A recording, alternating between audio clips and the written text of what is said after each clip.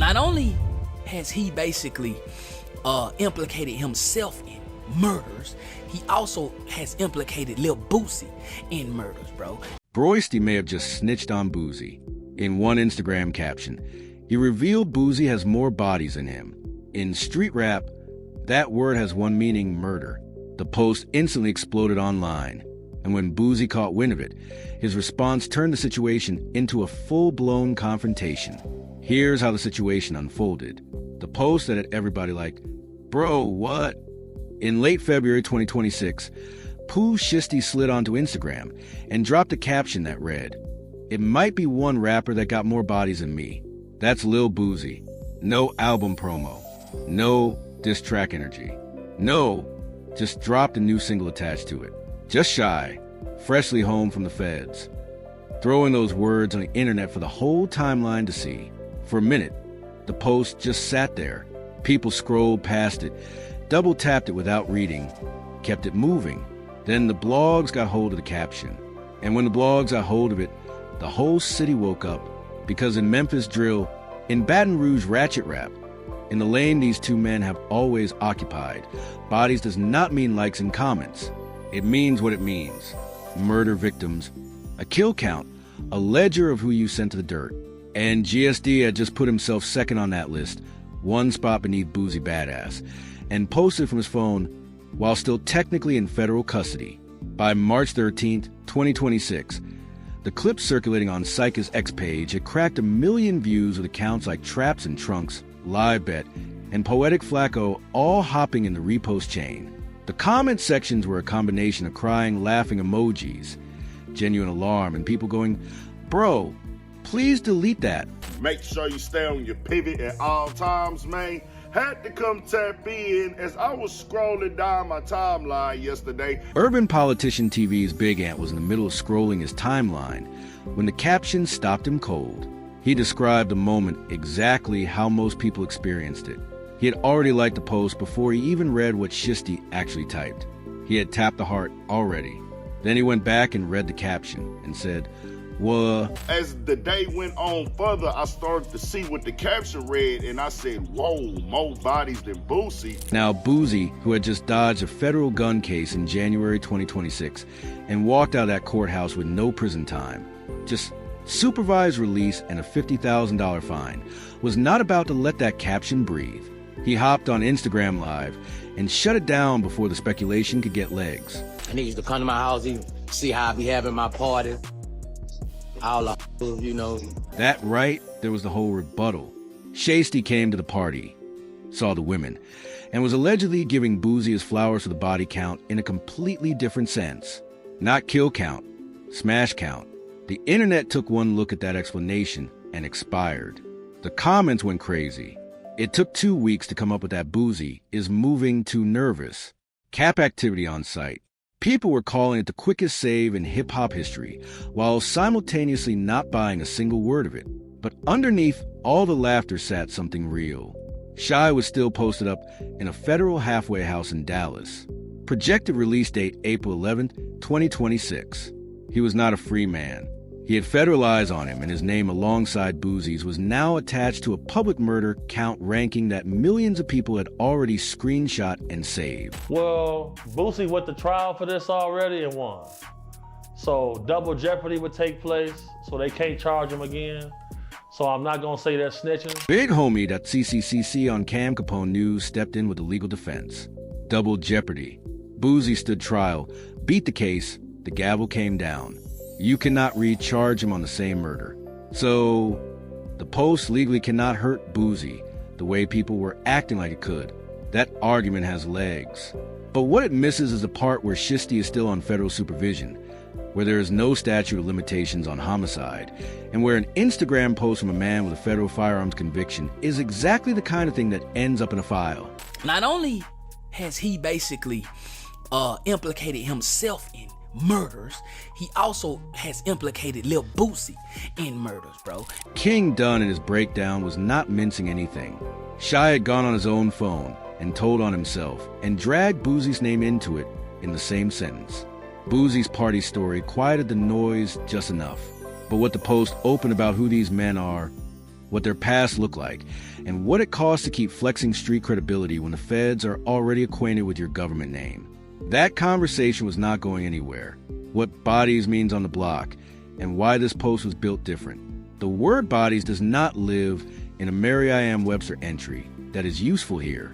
It lives in trap houses, in diss tracks, in the testimonies of prosecutors who have been mining rap lyrics for confessions since the late 1980s. In the specific world that shaped both Pooh Shiesty and Boosie Badazz, Memphis drill, Baton Rouge ratchet, Southern trap, bodies is a hood trophy metric. To catch a body is to lay somebody down. Your body count is your kill count.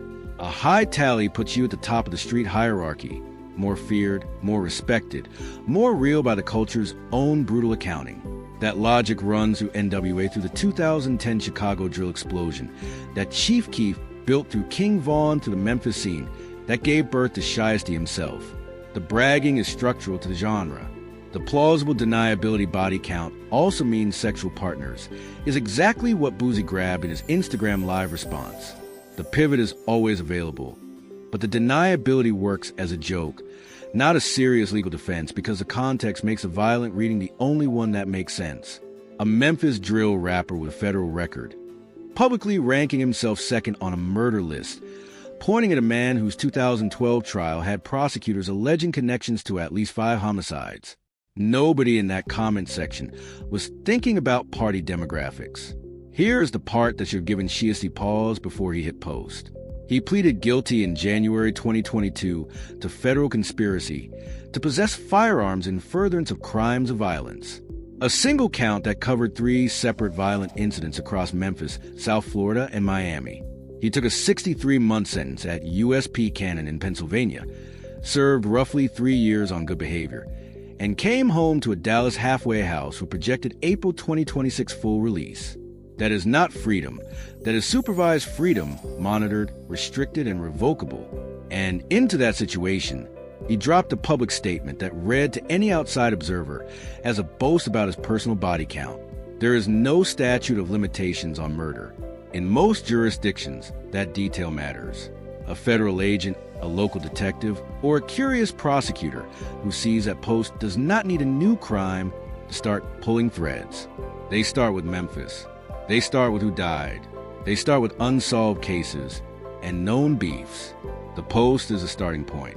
And what gets me is he would be one of them ones who would say, y'all rats, y'all snitching. I'm back in jail cause somebody snitched. I'm back in jail cause somebody snitched.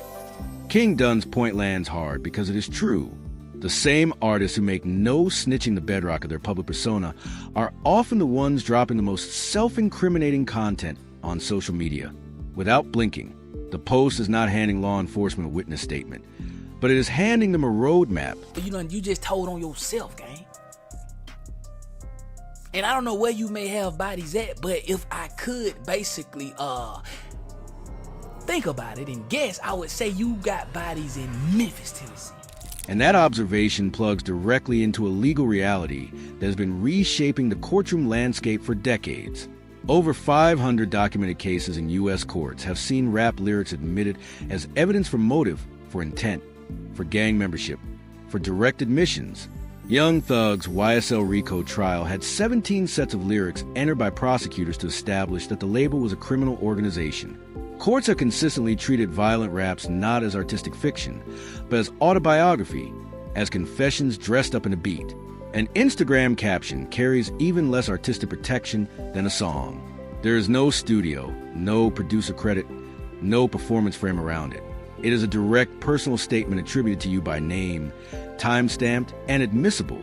Shiesty typed those words under his own account while his federal clock was still running. I just, so if I write a movie about one guy killing another, bro, does that mean that I went and killed somebody in that way, bro? Big Homie OC's defense is clean. Creative expression is not biography, and the hyperbolic first-person storytelling conventions of drill rap should not be mistaken for confession. That argument is solid when applied to a song with a hook in a music video. It holds less weight when the thing in question is a 2-sentence Instagram caption written in present tense with no artistic framing attached. Boosie's reframe, The party story, the women. The laugh was the only play that made the whole situation absurdist enough to survive. He did not deny it and get into a back and forth. He did not go quiet and let the internet build its own narrative. He gave the internet something to clown on. And in doing that, he redirected a genuinely dangerous conversation into a meme, which in 2026 is arguably the most powerful damage control tool available. Pooh Shiesty, the come up the Fed case, and the snitch accusations have been following him since he got home. Lantrell Donald Williams, Jr., grew up in the Cane Creek apartments on Memphis's South Side. His father was a rapper and the founder of Mob Ties Records, a man with documented street affiliations in the city. His stage name was stitched from two pieces, a childhood nickname and the Memphis street word Shiesty, meaning sneaky, unpredictable, not to be played. He started taking rapping seriously at 18. Then Gucci Mane signed him to 1017 Records in 2020. And the next 12 months were the kind of trajectory that does not happen often. Back in Blood with Lil Durk, a tribute record to King Von, climbed to number 13 on the Billboard Hot 100 and eventually went 8x platinum. His debut mixtape, Shy Season, debuted at number 3 on the Billboard 200. He landed on XXL Freshman. At 21 years old, this kid from Cane Creek was running laps around artists who had been grinding for a decade. Then October 2020 hit at a Bay Harbor Islands hotel parking lot in Florida. Shiesty and co-conspirators pulled up to a vehicle to pick up marijuana, codeine, and Air Jordans. The transaction went sideways. 2 men got shot, neither fatally. Federal investigators built a conspiracy case around 3 separate violent incidents. A July 2020 Memphis gas station shooting, the October Florida hotel scene, and a May 2021 assault with a firearm at a Miami strip club. The indictment came down with 4 counts. One of those counts carried a potential life enhancement. In January 2022, Shiesty pleaded guilty to a single-count federal conspiracy to possess firearms in furtherance of crimes of violence and drug trafficking. The other 3 charges got dropped. In April 2022, a federal judge hit him with 63 months. And that is exactly where the snitch conversation was born, because in the no snitch code, 3 charges disappearing in a plea deal is circumstantially suspicious. Regardless of what the paperwork actually says, Wack 100 was the loudest voice on the snitch accusation, posting up in clubhouse sessions and on No Jumper to lay out his reading of the plea. His argument centered on the factual proof for the written statement Shiesty submitted admitting his own conduct, which included identifying that the crew had gone to the hotel to purchase drugs from the victims. In the street interpretation, identifying the victims at all, even as the people you were buying from crosses a line. But now that he's come home, my whole team, they own me. Like, they own me. They sending me all these documents and all this stuff. SHYY's attorney Bradford Cohen was categorical in his response. No cooperation occurred. Not one co-defendant gave up another. And the factual proffer is a legally distinct instrument from a government cooperation agreement. Cohen went further in 2025 after Wack doubled down following the early release, calling the allegations so idiotic and next-level stupid, noting that the victims had already given their own statements to law enforcement and that defense strategy placed blame on the victims' own conduct. The legal distinction is real, but on the block, perception moves faster than legal definitions. When Shiesty posted his actual indictment and plea paperwork on Instagram in January 2026 to put the rumors to rest, it only kept the conversation in the news cycle longer. He walked out of USP Cannon on October 6, 2025, sat across from XXL for a 22-minute conversation that became the most circulated interview in hip-hop that month, and dropped FDO First Day Out, which debuted at number 12 on the Billboard Hot 100. All the ingredients for a clean second run were lined up. The redemption arc was written. He talked about God. He talked about sobriety. He talked about picking up books in prison, building a workout habit he never had, learning to think before he reacted. He called it a second chance, a do-over, handled right. All the image and the facades and the faking and the street notoriety, this is not worth it. That is Shiesty himself in December 2025 warning against exactly the kind of move he pulled 3 months later with the body's caption. The gap between those 2 moments is the whole story. He said the right things. He clearly understood the cost. And then while still in the halfway house, while the federal supervision clock was still running, he posted the Boosie caption. Anyway, the pull of the persona is that deep. Boosie, for his part, had been watching Shiesty's situation for years with something resembling big homie energy meant a concern from a man who had already been through a version of the same fire and come out the other side. I already told all my what Shiesty was gonna get. I already knew Shiesty was gonna get a nickel. Oh, so you knew it ahead of time, just Yeah, based on the case and everything. all my little nephews came in and say, "Unc, you the truth, dog. You the truth." Years later, when discussing young Dolph's killers showing up to court broke and claiming they could not afford lawyers while posting jewelry on Instagram, Boosie made the point sharp. Like, you get in trouble, you know what I paid for my lawyers? Like, this real, bro. Right, I mean, because you fought a murder charge. Of $4 million or more, $250,000 or more in legal fees, attorneys, consultants, experts, not a bribe, a premium defense team for a capital murder charge. The flex is this: Instagram money is not real money. Real money is a number you write on a check when the state is trying to take your life. How much you spend on lawyers? You've told me this before. Like $250,000 or more. That was awful gay to really take me down. Bro, prosecutors publicly stated at the time that they believed Boosie might be connected to at least 5 additional killings in Baton Rouge during in the same period. Not one of those allegations ever resulted in a charge against him. Louding himself got convicted on Boyd's murder, plus multiple others from his own separate spree, and was sentenced to life without parole. Bowie made parole in March 2014, walked, and went back to dropping tapes. But the mythology those allegations built, the street reputation that the trial constructed, even through an acquit, never fully dissolved. In Baton Rouge and in the broader rap world, Boosie became synonymous with a specific kind of alleged underworld authority. The guy who allegedly paid for it, allegedly orchestrated it, allegedly had the kind of pull that made bodies happen from a prison cell. No conviction, just a reputation. And Shiesty's caption dragged an entire legacy back into public conversation during a week when Boosie had every reason in the world to be keeping his name far away from anything involving murder counts. The irony sitting underneath all of this is that Boosie had publicly gone out of his way to show he loved during his case. They was talking about so many bodies. They ain't have nothing on me, on my murder charge. Yep.